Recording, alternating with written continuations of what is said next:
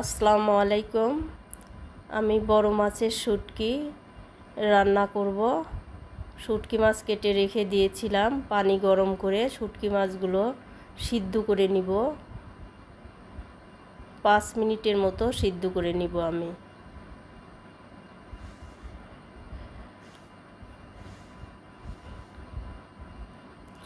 শুটকি মাছ কিছুক্ষণ ঢেকে রেখে দিব।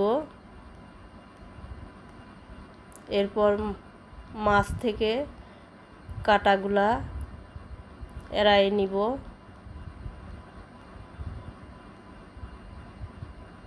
যেন কাঁটা না থাকে মাছে।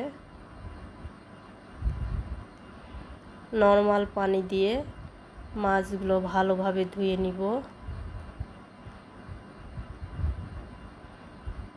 একটা কড়াইতে কিছু পেঁয়াজ কুচি, রসুন কুচি,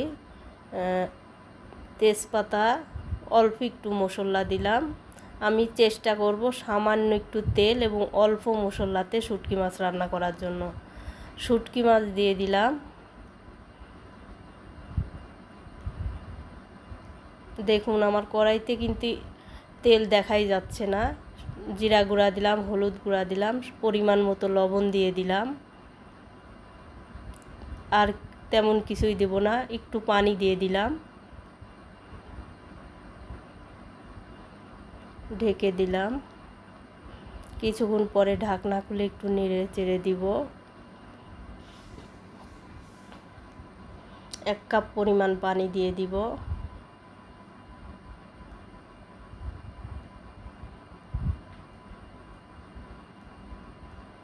ঢেকে দিলাম। এই যে দেখুন কি সুন্দর হয়েছে।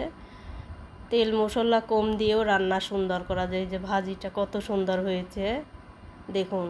খুব কম তেলে রান্না, খুব কম মশলা, যেন সব ধরনের লোকই খেতে পারে। এবং এটি খুব টেস্টি একটি খাবার। আপনারা একটু ট্রাই করে দেখতে পারেন।